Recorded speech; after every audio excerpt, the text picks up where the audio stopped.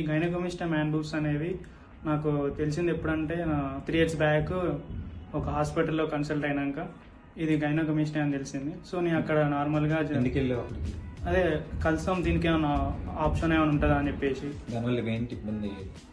అంటే నామూషిగా అనిపించేది, గిల్టీ అనిపించేది.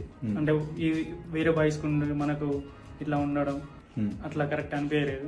సో నేను చేసినాక ఇది నార్మల్ గా అందరికి ఉంటుంది నార్మల్ గా బాయ్స్ లో. సో కలిసినాక నాకు అర్థమైంది దీనికి ఒక ఆప్షన్ ఉందని.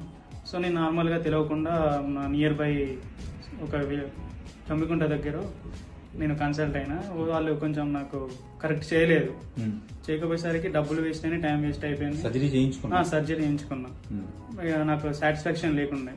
సో ఇక అట్లనే ఇట్లా ఉంటుందని చెప్పేసి లైట్ తీసుకొని 3 years తర్వాత నార్మల్గా ఇట్లా అది ఇన్స్టాగ్రామ్లో చూసి కొన్ని సెర్చ్ చేస్తే ఈ హాస్పిటల్ పేరు తెచ్చింది. సో నేను రివ్యూస్ చూసాను, బాగున్నాయి. సో మా అన్నయ్య ద్వారా నేను కన్సల్ట్ అయినా. సరే వాళ్ళు కన్సల్ట్ అయినాక వాళ్ళు చెప్పే విధానం కానీ వాళ్ళు చూపించిన ఫొటోస్, వాళ్ళ ఆపరేషన్ అంతా నాకు ఓకే అనిపించింది. నేను డిసిషన్ తీసుకున్నా ఇక్కడ నాకు కన్ఫామ్గా నాకు రిజల్ట్ ఉంటుంది అని చెప్పేసి అనుకున్నా. సో నేను ఒక 1 week తర్వాత గ్యాప్ ఇచ్చి వచ్చి ఇది ఆపరేషన్ అయితే చేయించుకున్నా.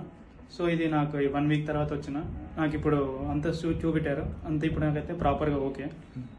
రిజల్ట్ అయితే నాకు నచ్చింది. ఇప్పుడు 5 days అయింది.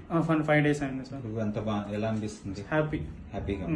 అప్పటికి ఇప్పటికి డిఫరెన్స్ చాలా డిఫరెన్స్ అంటే మామూలు. Second time surgery. First time బయట చేయించుకున్నాను, వాళ్ళు ఫెయిల్ చేశారు. కానీ అంటే ఈ సాటిస్ఫాక్షన్ లేదు. ఓకే, ఇప్పుడు హ్యాపీ. కానీ ఇప్పుడు ఫుల్ హ్యాపీగా ఉంది. Okay, so okay.